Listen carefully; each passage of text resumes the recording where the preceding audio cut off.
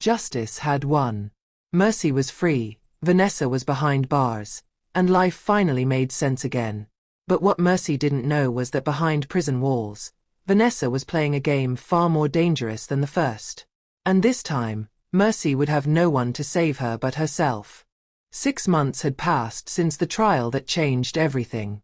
Mercy sat in the front row of her nursing class at Lagos State University, her pen flying across her notebook as Professor Adewale explained cardiovascular pathology. Top of her class. Perfect attendance. A future that finally belonged to her. Miss Adamu, excellent answer. The professor praised when Mercy correctly diagnosed a complex case study. A few students clapped.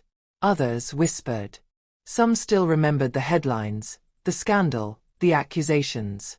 But Mercy had learned to let their stares roll off her back. After class, Jennifer caught up with her in the hallway. Hey, want to grab lunch? I found this amazing suya spot near campus. The girl had transferred mid-semester and latched onto Mercy immediately. Warm, bubbly, always ready to help. Can't today. I have clinic rotation. Mercy smiled apologetically. You work too hard. When's the last time you actually relaxed? Jennifer linked arms with her as they walked. At least let me buy you Zobo from the vendor outside. Mercy's phone buzzed. A notification from her bank. Payment delayed. Administrative review required. Her scholarship funds, usually deposited on the 1st, were 2 days late. Everything okay? Jennifer peered at her screen. Just scholarship stuff. Probably a glitch. Mercy dismissed it, but a familiar unease crept up her spine. That evening, Mercy noticed her anatomy textbook was missing. She'd left it on her desk that morning. She was certain. It reappeared 3 days later in her locker, dog-eared on pages she'd never studied. Small things. Meaningless things. Or so she told herself. Across town, Daniel reviewed foundation reports in his office. The Okonkwo Foundation had expanded, helping hundreds of orphans and vulnerable youth. He saw Mercy's name occasionally in scholarship updates. Doing well. Thriving. He smiled, relieved. She'd made it clear she needed space to build her own life, and he respected that. His assistant knocked. Sir, there's news. About Vanessa Igwe. Daniel's jaw tightened. What about her? She's up for parole. Early release hearing next week. 300 kilometers away, in a minimum security facility, Vanessa sat across from the parole board in a modest dress. Her hair pulled back simply, makeup minimal. Gone was the designer wardrobe and cold arrogance. I've spent every day of my incarceration reflecting on my actions, she said, voice trembling with practiced emotion. I hurt people. I hurt an innocent woman who'd done nothing but show kindness. I've completed therapy, educated myself, and I want nothing more than to make amends. The board members exchanged glances. Her psychiatric evaluations were glowing. Her behavior? Exemplary. She'd even started a prison book club and meditation group. Miss Igwe, the chairman said, based on your rehabilitation progress and cooperation with authorities, this board is prepared to grant early parole under supervised conditions. Vanessa bowed her head, tears sliding down her cheeks. Thank you. You won't regret this. But behind those tears, her eyes gleamed with something the board couldn't see. Something cold and calculating and hungry for revenge. Back at her small apartment in Yoba, Mercy made beans and plantain for dinner, humming along to the radio. Her life was simple now, but it was hers. No drama. No accusations. No princes or scandals. Her phone rang. Unknown number. Hello. Miss Adamu? This is the scholarship office. We need to discuss some irregularities in your application. Can you come in tomorrow? Irregularities? What kind of? We'll discuss it in person. 9 a.m. sharp. The line went dead. Mercy stared at her phone, that unease blooming into full-fledged worry. But she pushed it down. Everything was fine. She'd cleared her name once. There was nothing left to fear. She had no idea that miles away, Vanessa was being processed for release, signing papers with a smile that never reached her eyes, while mentally reviewing every detail of the plan she'd spent 6 months perfecting behind bars. The next morning, Mercy woke to her phone exploding with notifications. News alerts. Social media tags. Her hands trembled as she opened the first link. Convicted fraudster Vanessa Igui granted early parole, cites remorse and rehabilitation. No, this couldn't be happening. The cameras loved Vanessa's redemption story. She stood outside the prison gates in a simple white dress, facing a crowd of reporters with humble grace. "I made terrible mistakes," she said, dabbing at her eyes. "I let jealousy and entitlement poison me. But prison gave me time to find myself, to understand the harm I caused. I want to spend the rest of my life making things right." "What about Mercy Adamu?" a reporter called out. "The woman you framed?" Vanessa's face crumpled with apparent shame. "I owe her everything. An apology can't undo what I did, but I hope one day she'll let me try to make amends. She's a hero, and I was the villain in her story. I want to change that narrative." Lagos ate it up. Social media exploded with praise for her transformation. Think pieces about second chances and redemption flooded news sites. Only a few skeptics questioned whether 6 months was enough time for real change. Daniel watched the press conference from his office, his gut twisting. He immediately called Zara. "Did you see this?" "I'm watching it now. Danny, this is wrong. Nobody changes that fast. I need you to keep an eye on her. Discreetly. Something about this feels rehearsed." 2 weeks later, Vanessa held another press conference, this time to announce the launch of the Second Chance Foundation, a charity dedicated to helping formerly incarcerated women reintegrate into society. "I know what it's like to lose everything," Vanessa told the gathered crowd of Lagos elite. "I want to help other women avoid the mistakes I made and find real redemption." Donations poured in. Chief executives wrote checks. Politicians praised her initiative. Within days, the foundation had raised over 50 million naira. At the university, Jennifer showed Mercy the news on her phone. "Wow, she really seems different, doesn't she?" Mercy's expression was unreadable. People don't change that fast. Maybe prison really did help her. I mean, isn't that what it's supposed to do? Rehabilitate. Jennifer studied Mercy's face. "You don't believe her?" "I don't know what I believe anymore." That night, Mercy checked her bank balance before bed, a routine she developed after months of carefully managing her scholarship funds. Her heart stopped. Missing 15,000 Nigerian nairas. Small transactions to shops she'd never visited. An ATM withdrawal in Lekki. She hadn't been to Lekki in months. She immediately called her bank. "I'm sorry, Miss Adamu, but those transactions all have your PIN and biometric authentication." "That's impossible. I didn't make those." "We can file a dispute, but you'll need to come in with a police report for suspected fraud." Mercy hung up, her hands shaking. It was starting again. She could feel it. The next morning, her scholarship funds still hadn't been deposited. The financial aid office was investigating irregularities. No one would tell her what that meant. Jennifer found her in the library, staring blankly at an open textbook. "Hey, you okay? You look terrible." "I'm fine. Just tired." Mercy forced a smile. "Listen, I know this might sound weird, but I've noticed you've been stressed about money lately. If you ever need help." "I said I'm fine." Mercy snapped, then immediately felt guilty. "Sorry. I just have a lot on my mind." Jennifer squeezed her hand. "I get it. Just know I'm here for you, okay? Whatever you need." As Jennifer walked away, she pulled out her phone and sent a quick text. "She's definitely noticing the money. Should I push harder?" The response came immediately. "No. Let her stew. The real show starts tomorrow." Daniel tried calling Mercy that evening. She didn't answer. He left a message. I heard about Vanessa's release. Please be careful. I know you don't want my help, but if anything seems off, anything at all, call me. Mercy deleted the message without listening to all of it. She didn't need Daniel swooping in to save her. She wasn't that helpless girl in the alley anymore. But the next day, everything changed.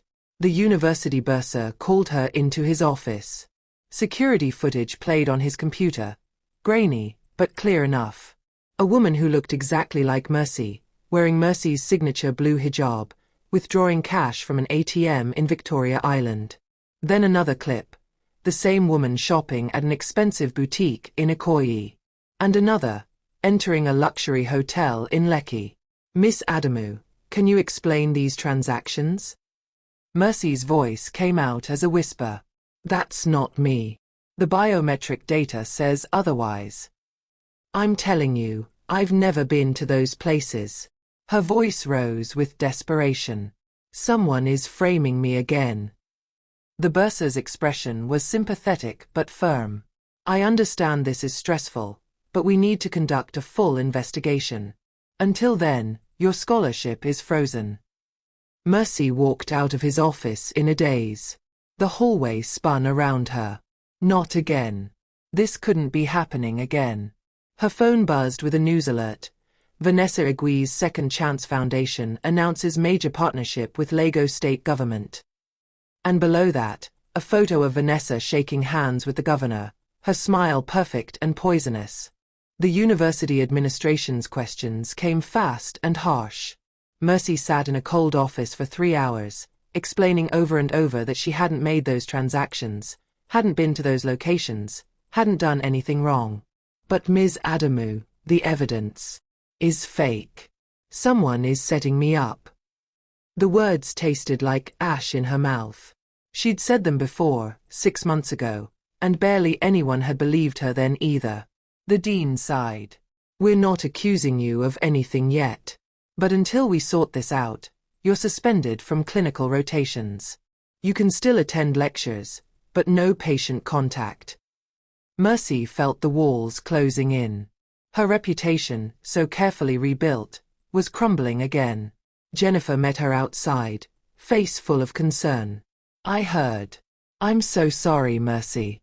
This is insane. Someone is doing this to me. Mercy's voice was hollow. Someone is deliberately destroying my life again. Who would do that? Vanessa's in prison, Jennifer caught herself.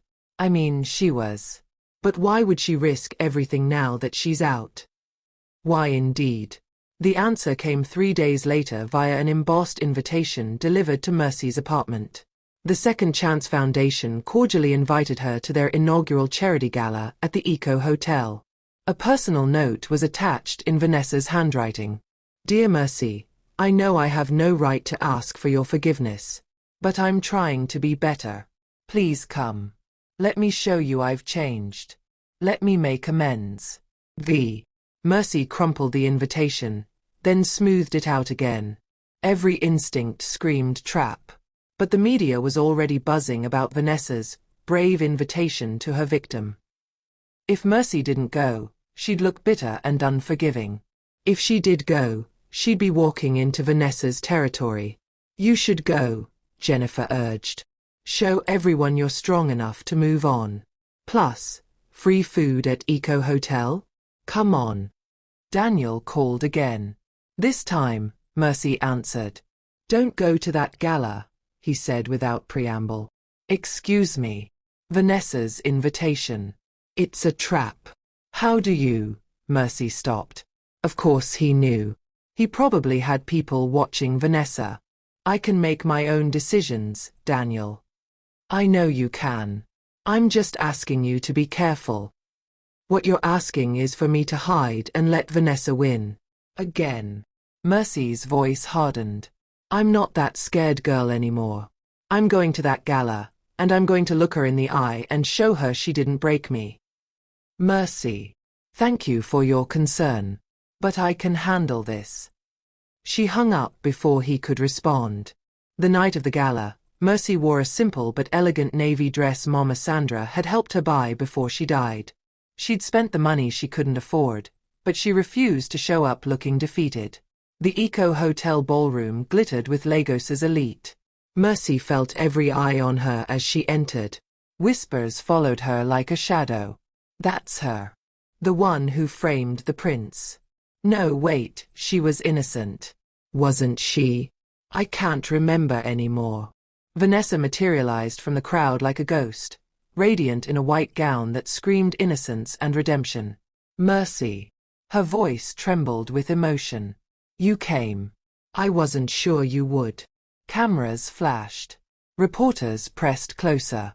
I wanted to do this publicly because I owe you a public apology. Vanessa took Mercy's hands, and Mercy had to fight not to pull away. I destroyed your life because of my own insecurities and cruelty. There's nothing I can say that will undo that. But I want to try to make things right. Please, come work with me at the foundation. Help me help other women. Let's turn this tragedy into something beautiful. The room erupted in applause. Mercy stood frozen, Vanessa's hands warm and steady on hers, her eyes glistening with perfectly timed tears. Up close, Mercy could see it. The coldness beneath the performance. The calculation behind the sympathy. Nothing had changed. This woman was still the same monster who'd framed her, still playing games, just with a new strategy. But everyone else saw only redemption. I'll think about it, Mercy said, loud enough for the microphones to catch. Vanessa squeezed her hands. That's all I ask. As the crowd dispersed, Jennifer appeared with champagne. That was amazing. She really seems genuine, Mercy. Maybe you should consider. She's lying. Mercy's voice was flat. Every word out of her mouth is a lie. How can you be so sure? Because I've seen this performance before. Mercy left the gala early, her head pounding. She'd played right into Vanessa's hands by showing up. Now she looked like the bitter one, the one who couldn't let go. She got home to find an email from the university. More scholarship students had reported missing funds. And somehow, all the digital trails led back to Mercy's accounts. Her phone buzzed with a message from an unknown number. Enjoying the party? Don't worry, the real fun is just beginning. V. Mercy's hands shook as she screenshotted the message. But when she tried to find it again, it had vanished. Deleted remotely. The next morning, her face was plastered across the news again, but this time with a different headline. From hero to thief? Multiple students report stolen scholarship funds. All trails lead to Mercy Adamu. And below the article, footage from last night's gala. But it had been edited cleverly. Cut to make it look like Mercy had rejected Vanessa's olive branch coldly, like she was the one holding on to grudges. Mercy stared at her phone, her world tilting sideways. She'd been so focused on proving she wasn't afraid that she'd walked straight into the trap. And now there was new evidence, security footage from 3 more locations. Each one showing Mercy in places she'd never been, making transactions she'd never authorized, living a life she'd never lived. Jennifer called. Mercy, what's going on? The news is saying. I know what they're saying. And it's all lies. But the footage is fake. I don't know how, but it's fake. There was a long pause. Mercy, I want to believe you. But this is a lot of evidence. Maybe you should talk to a lawyer. After Jennifer hung up, Mercy sat alone in her apartment, watching her life unravel again. And this time, she had no Daniel to believe her. No Zara to investigate. No one. She was alone. Exactly as Vanessa wanted. Her phone rang. Daniel. She let it go to voicemail. The investigation moved fast. Too fast. Within a week, 5 more students had reported stolen scholarship funds. The amounts were small at first, 10,000 here, 20,000 there, but they added up. And every single digital trail, every transaction log, every piece of evidence pointed directly at Mercy Adamu. The university had no choice. They suspended her entirely, pending a full investigation by the Economic and Financial Crimes Commission. Miss Adamu, we take financial fraud very seriously, the dean said, her voice heavy with disappointment. Until this is resolved, you're barred from campus. Mercy's hands clenched in her lap. I didn't do this. The evidence suggests otherwise. Then the evidence is manufactured. Someone is framing me. The dean's expression softened with pity. I understand you've been through a difficult time, but blaming others isn't going to help your case. I suggest you get a lawyer and cooperate with the investigation. The headlines were brutal. Fallen hero, Mercy Adamu's dark side revealed.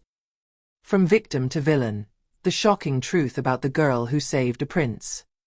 Social media, which had once celebrated her, now tore her apart. Mercy stopped leaving her apartment, stopped answering calls, stopped pretending any of this was going to be okay. On the 5th day of her self-imposed isolation, someone knocked on her door. She ignored it. The knocking continued. Mercy, I know you're in there. It's Jennifer. Mercy opened the door a crack. Jennifer's face was strained, uncomfortable. I need to tell you something, Jennifer said. Can I come in? Inside, Jennifer paced the small room before finally sitting down. There's no easy way to say this. My name isn't really Jennifer. It's Jennifer Igwe. Vanessa is my cousin. The words hung in the air like a guillotine. Mercy's voice came out cold and sharp. Get out. Please let me explain. Get out. Jennifer's eyes filled with tears. She planted me here to watch you. To learn your routine, your schedule, your bank details. I'm sorry, Mercy. I didn't want to do it, but she's family. She said it was just to keep tabs on you, to make sure you weren't planning revenge. I didn't know she was going to. I said get out. Jennifer stood, tears streaming down her face. For what it's worth, I do like you. You're a good person. Better than my family deserves. When she left, Mercy locked the door and slid down to the floor. Betrayed again. Framed again. And this time, it was so much worse because she'd seen it coming and walked into it anyway. Her phone buzzed. A FaceTime request from an unknown number. Against her better judgment, she answered. Vanessa's face filled the screen, and there wasn't a trace of the humble, remorseful woman from the gala. This was the real Vanessa. Cold, triumphant, cruel. Hello, Mercy.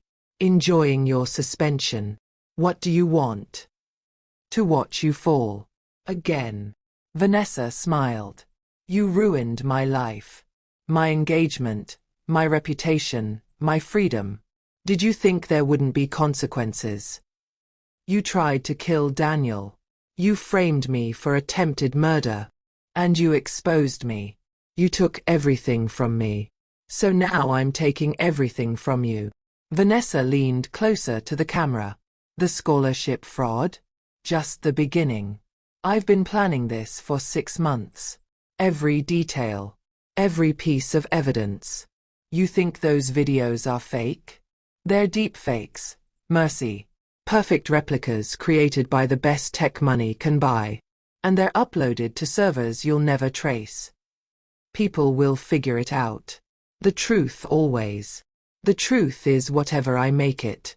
I have the money, the connections, the resources. You have what? Good intentions. Vanessa laughed. The Second Chance Foundation is just a front. I'm embezzling millions from Lagos's richest people, and you're my perfect scapegoat. All that money they're donating to help poor women? It's going straight into offshore accounts under your name. Mercy's stomach dropped. You're lying. Am I? Check your email. I sent you a present. Mercy's inbox showed a new message. Bank statements in her name. Offshore accounts in the Cayman Islands. Millions of naira flowing through them. You're insane. I'm brilliant. And this time, you won't have Prince Charming to save you. Vanessa's smile was venomous. I made sure of that. I've been feeding him information through anonymous sources. Making him doubt you.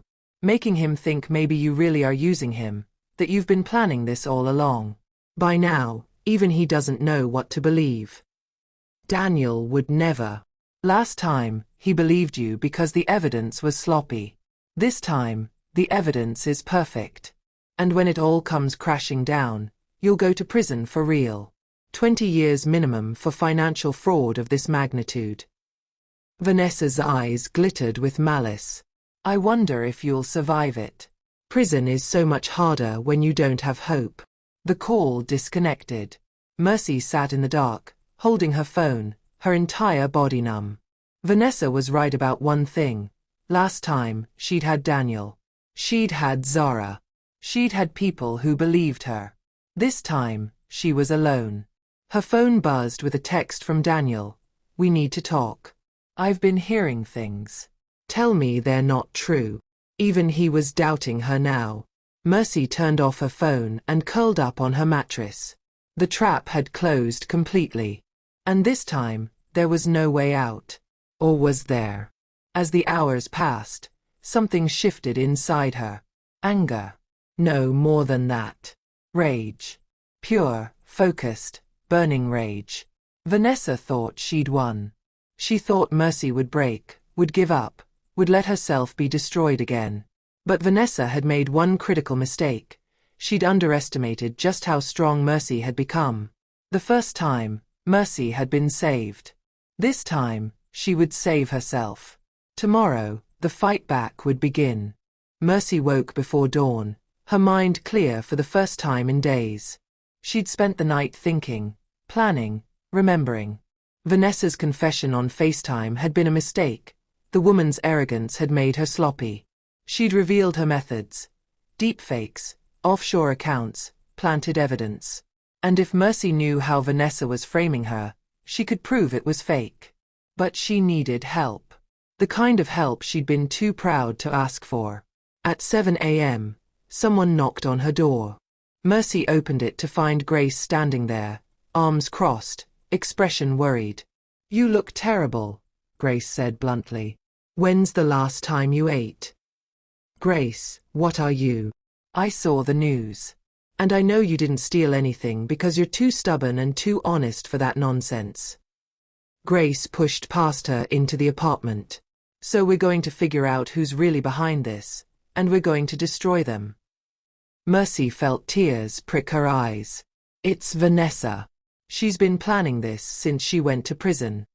That witch. Grace's jaw tightened. Then we take her down. Again. Over beans and bread that Grace insisted on making, Mercy told her everything. The deepfakes, the offshore accounts, Jennifer's betrayal, Vanessa's confession over FaceTime. Wait, she actually told you all of this? On camera? I didn't record it. The call disconnected before I could. Doesn't matter. If she's using deepfake technology, we can prove it. I know a guy. Grace pulled out her phone.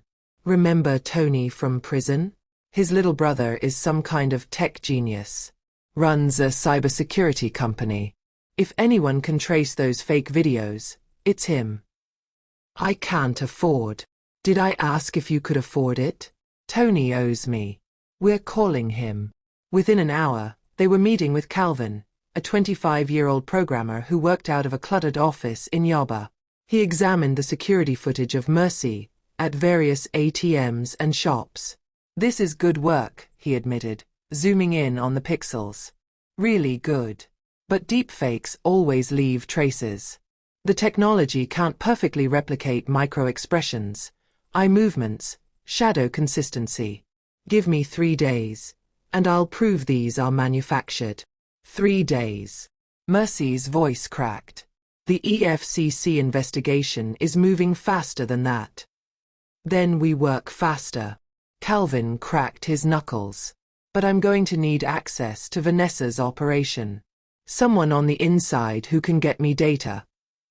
I might know someone, Mercy said quietly, thinking of Jennifer's tear-stained face. She might help. If she's not completely lost. While Calvin worked on the technical evidence, Grace tackled a different angle. How did Vanessa get early parole? That doesn't happen unless someone's greasing palms. They spent the afternoon at the National Archives, pulling public records on Vanessa's parole hearing. Grace had learned a lot about navigating bureaucracy during her own time in the system. Look at this. Grace pointed to a signature on Vanessa's psychiatric evaluation. Dr. Martins. I know him. He's the prison psychiatrist, but he also has a private practice in Ikoyi. Fancy clients. Expensive fees. You think Vanessa bribed him? I think Vanessa bribes everyone she can't manipulate. Grace made notes. We need to prove the psychiatric evaluation was falsified. That alone would violate her parole. That evening, Daniel called again. This time, Mercy answered. Before you say anything, she started, I know what you've been hearing. And I know you probably don't believe me anymore. But I'm innocent, Daniel. Vanessa is framing me with technology one barely understands, and I believe you. Mercy stopped. What? I said I believe you. I've been digging into Vanessa's foundation. The numbers don't add up. Millions coming in, but the programs she's supposedly funding? They barely exist. I think you're right. She's using this charity to embezzle money, and she's setting you up to take the fall. Relief crashed over Mercy like a wave. Daniel. But I'm not going to swoop in and save you. You made it clear you need to do this yourself, and I respect that. So I'm offering backup, not rescue. Whatever you need. Resources, connections, legal support. But it's your fight to lead. Mercy closed her eyes, gratitude and determination mixing in her chest. Thank you. And Daniel. I'm sorry I shut you out. You had every right to. Just don't shut everyone out. Let the people who care about you help. After he hung up, Grace raised an eyebrow. The prince. The prince. And you're really not going to. Focus, Grace.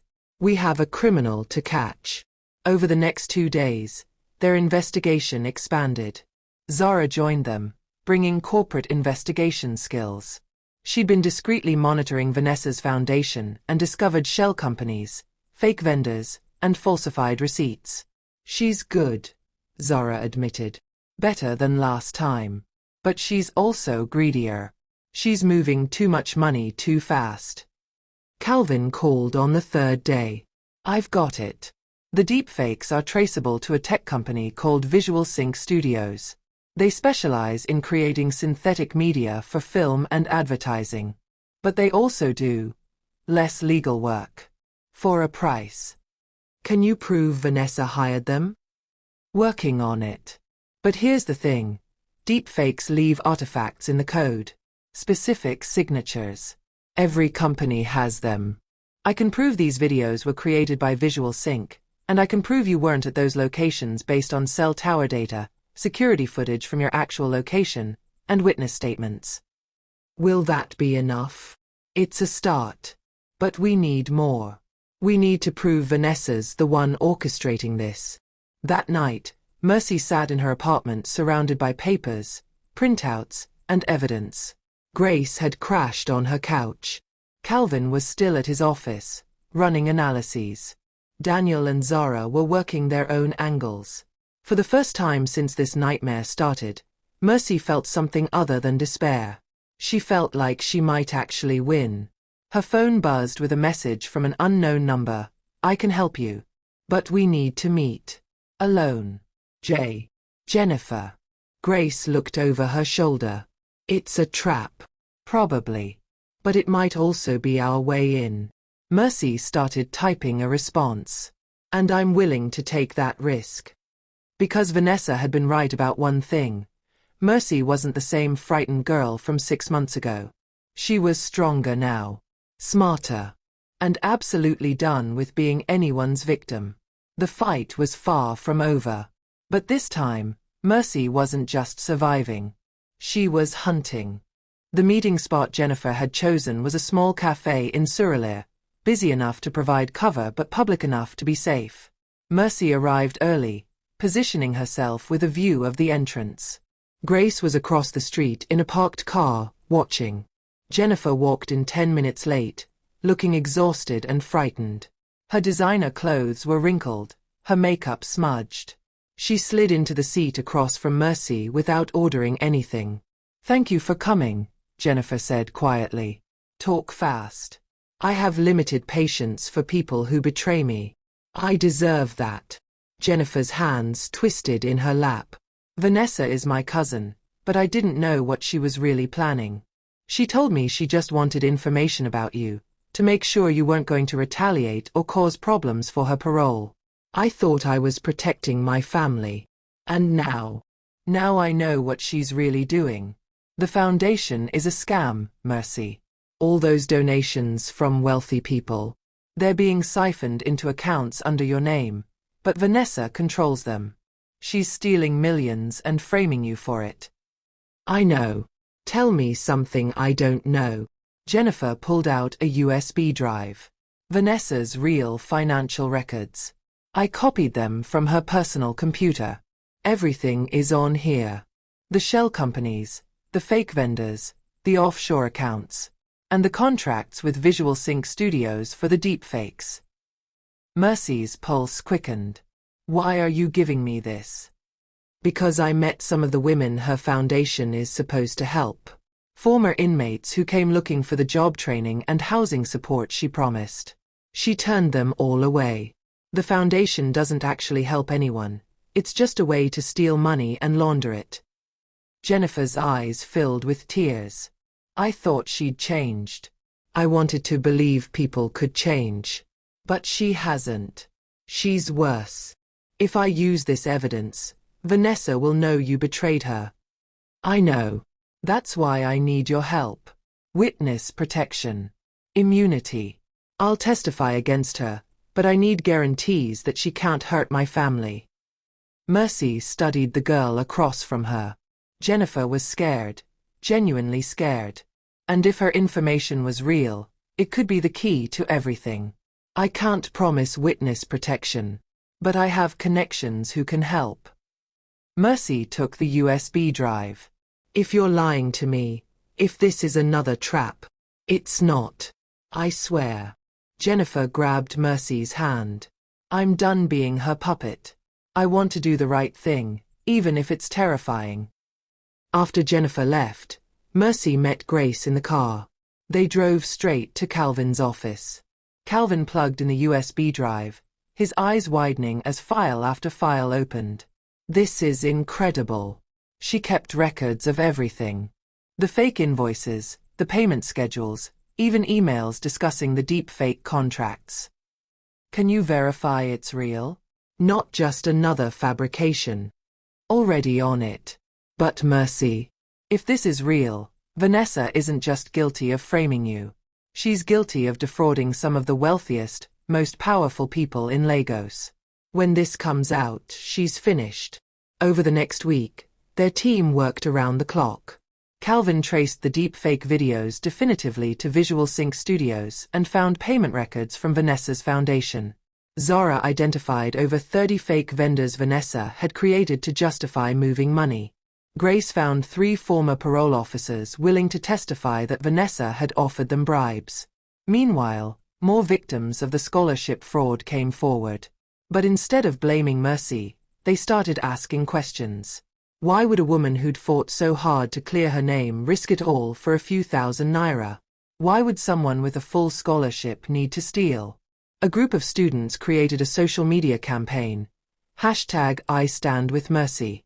They compiled evidence of her character, professors praising her dedication, clinic patients grateful for her care, classmates attesting to her integrity. The tide was slowly turning.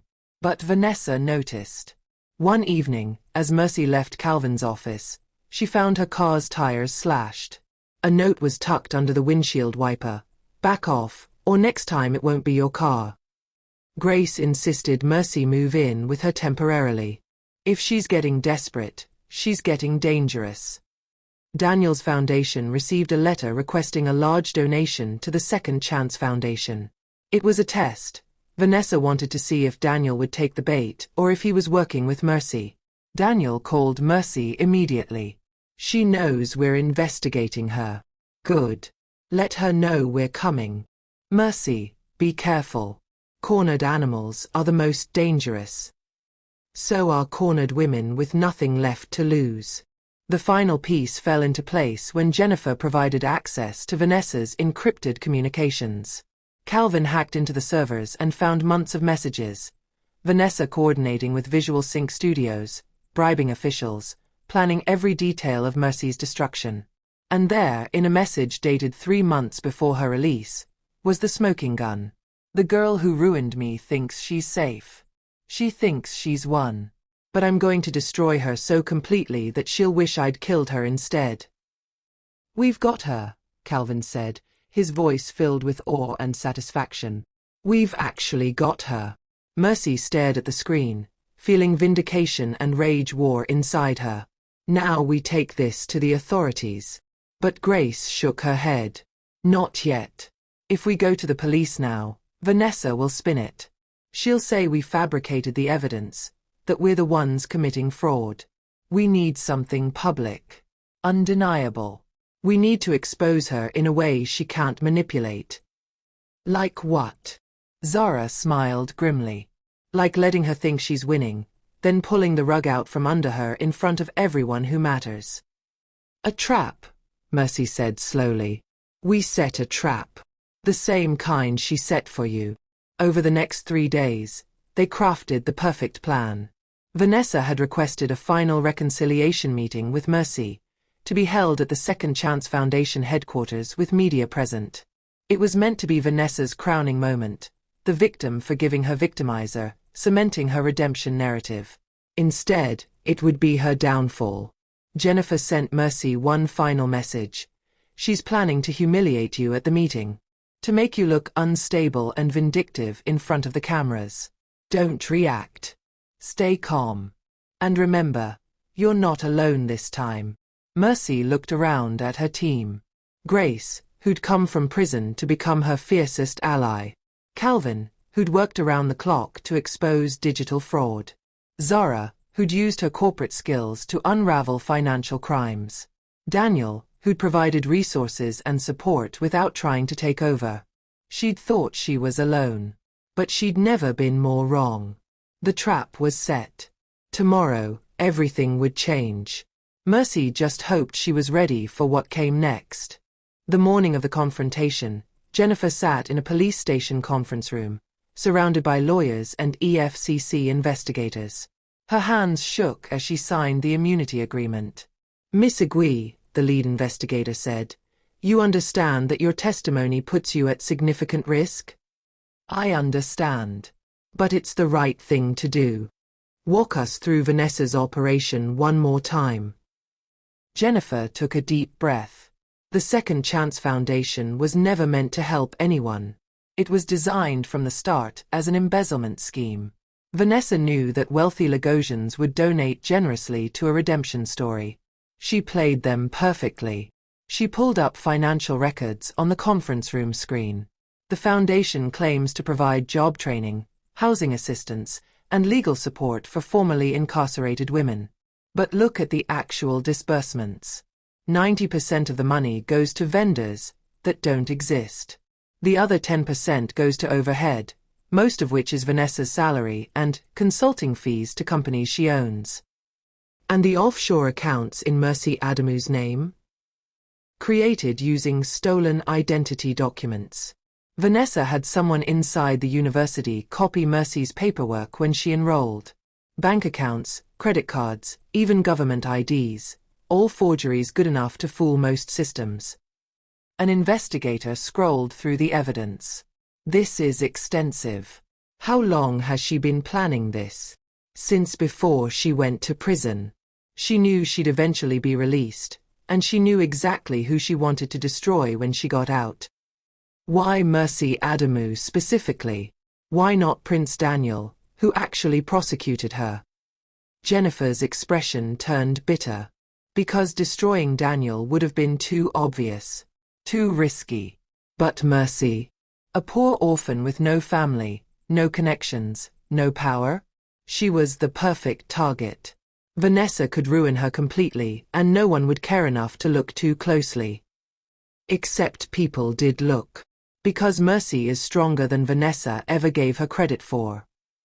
Jennifer's voice filled with admiration.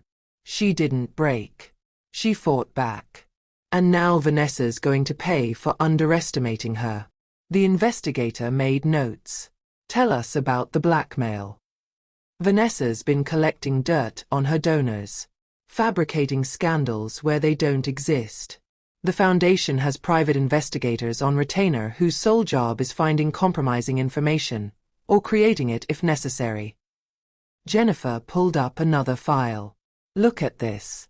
Chief Adewale donated 50 million naira. 2 weeks later, Vanessa's team created fake evidence of an affair and threatened to leak it unless he donated another 20 million. How many donors has she blackmailed? At least 15 that I know of. Maybe more. She keeps most of the information compartmentalized. I only found this because I started digging after meeting Mercy. They worked through the evidence for hours. By the time they finished, the investigators had enough to arrest Vanessa and a dozen of her associates. We'll coordinate with the team at the Foundation, the lead investigator said.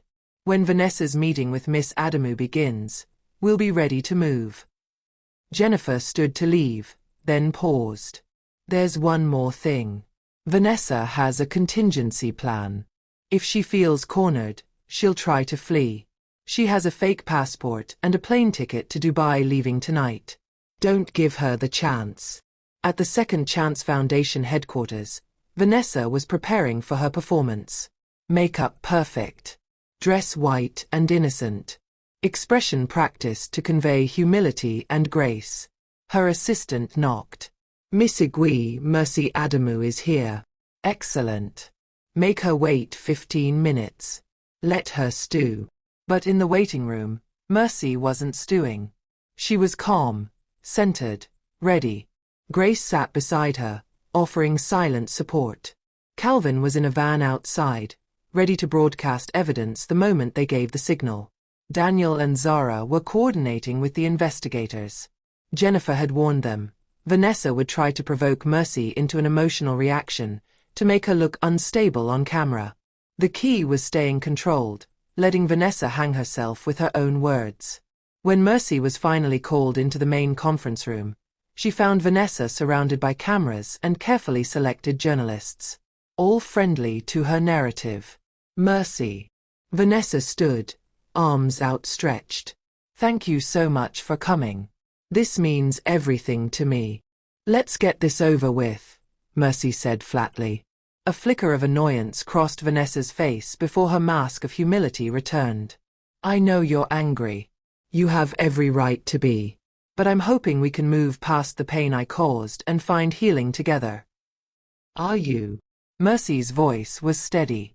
Or are you hoping to use this meeting to cement your redemption story while you continue stealing from the people who trusted you? The room went silent. Journalists looked up from their notepads. Vanessa's laugh was light and practiced. I understand you're still processing what happened, but making accusations. I'm not making accusations. I'm stating facts. Mercy pulled out her phone. You've been embezzling millions from your foundation. You created deep-fake videos to frame me for crimes I didn't commit. You bribed parole officers to secure your release. And you've been blackmailing donors to extort even more money. That's absurd. You're clearly still struggling with. I have proof. Calvin's signal came through. Outside in the van, he initiated the broadcast. Every screen in the conference room, set up to show Vanessa's curated presentation, suddenly switched to display bank records, fake invoices, and email exchanges. Vanessa's face went white. What is this? Turn that off. But the evidence kept coming. Contracts with Visual Sync Studios. Messages planning Mercy's destruction. Financial records showing millions flowing into offshore accounts. And finally, the video of Vanessa's FaceTime confession to Mercy, recovered from cached data Calvin had managed to retrieve. Vanessa's own voice filled the room. I'm embezzling millions from Lagos's richest people, and you're my perfect scapegoat. The journalists were on their feet, cameras rolling, questions flying. Vanessa tried to speak, but her carefully constructed narrative was collapsing around her. This is manipulated. She fabricated. The doors burst open. EFCC investigators and police officers poured in, led by the investigator who'd interviewed Jennifer. Vanessa Igwe, you're under arrest for fraud, embezzlement, blackmail, and identity theft. Vanessa's composure finally shattered. Her eyes found Mercy across the room, filled with pure hatred. You think you've won? You think this is over? It is for you, Mercy said quietly. As officers handcuffed Vanessa, she screamed at the cameras, at the journalists, at anyone who would listen. She's a nobody. A poor orphan who got lucky. People like her don't win. They don't. But her voice faded as they led her away. In the chaos that followed, Jennifer appeared at Mercy's side. Is it really over? For now. Mercy squeezed her hand. Thank you. For choosing the right side. Thank you for giving me the chance. Daniel arrived, having watched the whole thing via Calvin's feed. He didn't say anything, just pulled Mercy into a brief, fierce hug. You did it, he whispered. You actually did it. We did it, Mercy corrected. All of us. Outside, news vans were arriving, Rayol journalists asking real questions. The story of Vanessa's downfall was already going viral. But this time, the narrative was different. This time, truth had won. Mercy stood on the steps of the foundation building, watching the sunset paint Lagos in gold and orange. She'd been tested, betrayed, framed, and nearly destroyed. But she was still standing. And that was everything. The trial moved faster than anyone expected. With Jennifer's testimony, Calvin's technical evidence, and the mountain of financial records, the prosecution's case was airtight. Vanessa's lawyers tried every tactic, claiming the evidence was fabricated, that Vanessa had been coerced, that she was the real victim, but nothing worked. The courtroom was packed when Vanessa took the stand. She'd been denied bail, and 3 weeks in prison had stripped away her polish. Her hair was lank, her expensive clothes replaced with a standard court outfit, her makeup minimal. But her eyes still burned with rage. Miss Igwe, the prosecutor began, you claim you're innocent of these charges? Completely innocent. Vanessa's voice was steady, controlled. Mercy Adamu has orchestrated an elaborate frame-up because she's obsessed with destroying me. She couldn't accept that I was trying to change my life. Is that why you confessed to embezzlement on a recorded FaceTime call? That recording is fake. More deepfake technology, ironically created by the same people accusing me of using it. Calvin sat in the gallery, tablet ready. When Vanessa made that claim, he transmitted the forensic analysis of the FaceTime recording to the courtroom screens. Every technical marker proved the video was genuine, unaltered, captured in real time. The metadata doesn't lie, Miss Igwe, the prosecutor said. This recording is authentic. As is your voice. As are your words admitting to every crime you're charged with. Vanessa's lawyer objected, but it was futile. Jennifer testified next, walking through every detail of Vanessa's operation. The fabricated vendors. The blackmail schemes. The identity theft. Under cross-examination, Vanessa's lawyer tried to paint her as a vindictive family member, but Jennifer stood firm. I loved my cousin, Jennifer said quietly. I wanted to believe she'd changed. But she didn't change. She just got better at hiding what she really is, a manipulator who hurts people for revenge and profit. When Mercy was called to testify, Vanessa's eyes tracked her across the courtroom like a predator. Miss Adamu, the prosecutor asked, can you explain how Vanessa's actions affected your life? Mercy looked directly at Vanessa. She tried to destroy me. Twice. The first time, I barely survived. I lost everything. My freedom, my reputation, my sense of safety. And just when I'd rebuilt my life, She came back to tear it down again. Why do you think she targeted you specifically? Because I was convenient. Poor, alone, powerless. She thought I'd be easy to break. Mercy's voice strengthened. But she was wrong. Objection. Vanessa's lawyer stood. The witness is making assumptions about my client's motives. Sustained, the judge said. But the damage was done. The jury had heard it. During cross-examination, Vanessa's lawyer tried to trip Mercy up, to make her seem vindictive or unreliable. But months of fighting for her life had made Mercy sharp. She answered every question calmly, precisely, letting the evidence speak for itself. When the defense rested, Vanessa requested to make a final statement. Against her lawyer's advice, she stood. I want to say something to Mercy Adamu, she said, her voice carrying through the courtroom. You think you've won. You think justice has been served.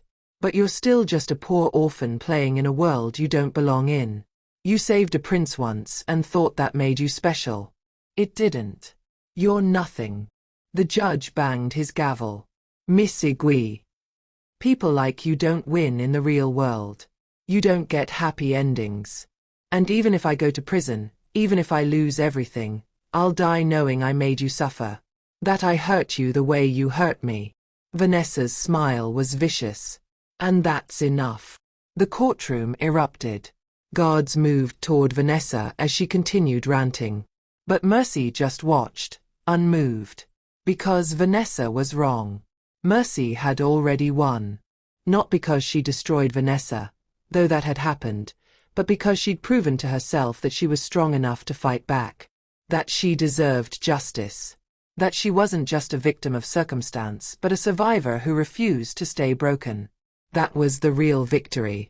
The jury deliberated for less than 2 hours. Guilty on all counts.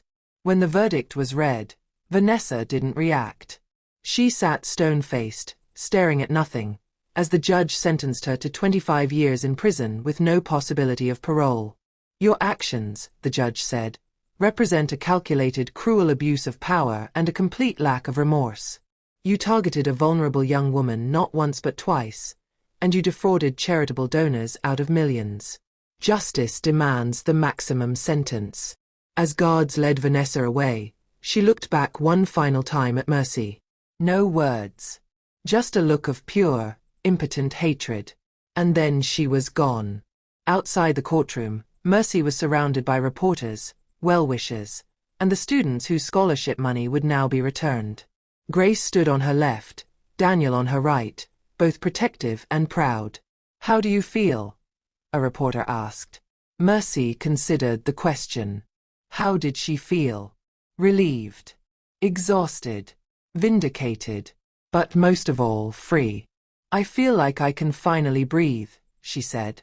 That night, her phone rang. It was the dean of the nursing program.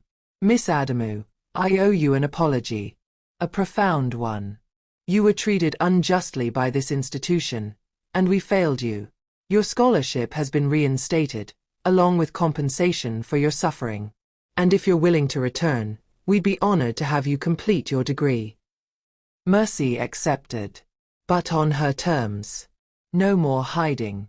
No more apologizing for taking up space. She was done being anyone's victim. 3 months after the trial, Mercy walked across the stage at Lagos State University in her nursing whites, accepting her degree with honors. The applause was thunderous. Students, professors, and strangers who'd followed her story all celebrating her victory.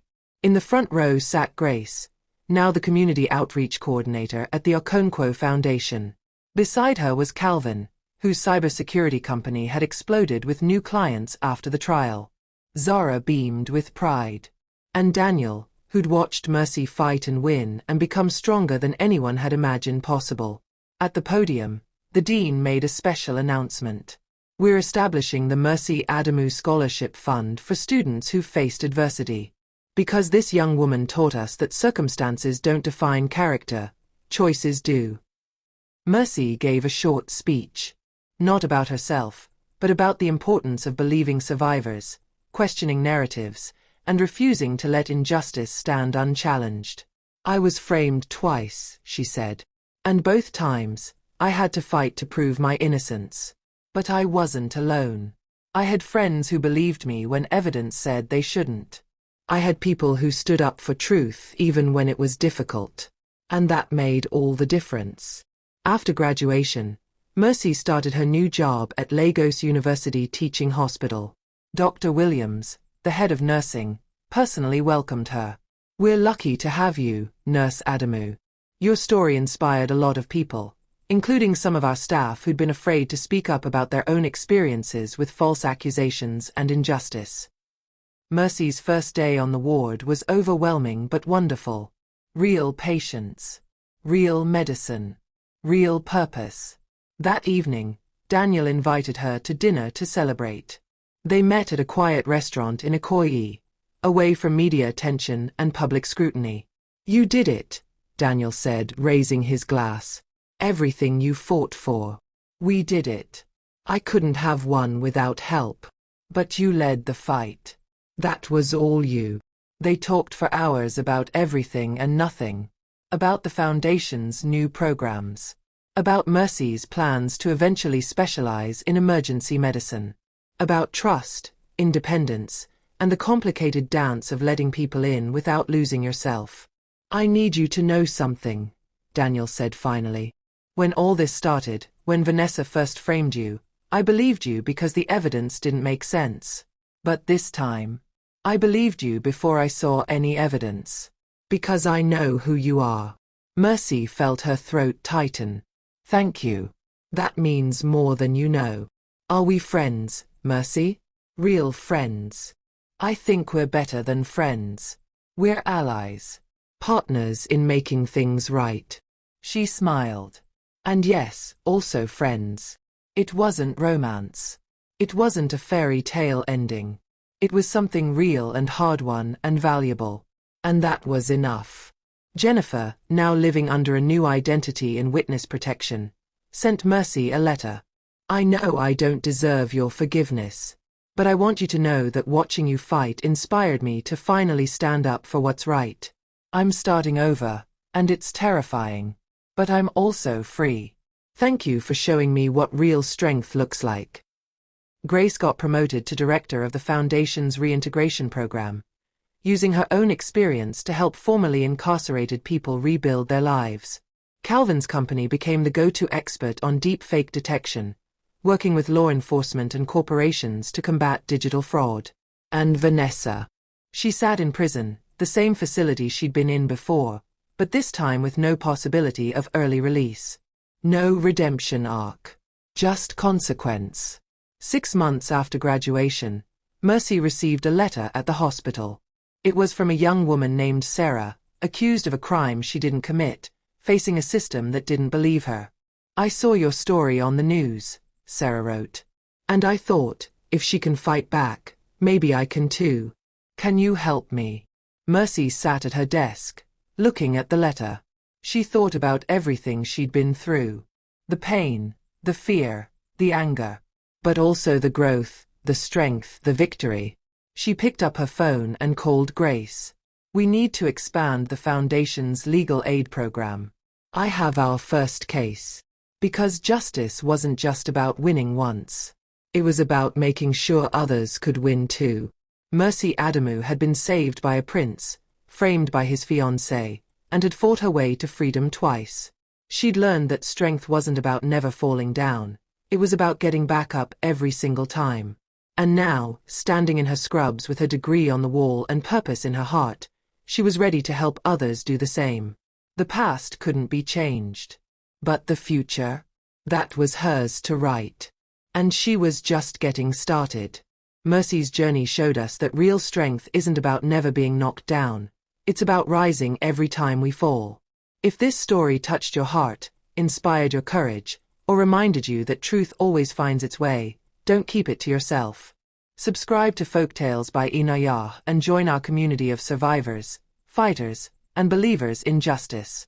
Because every story we share might be the light someone needs in their darkest moment.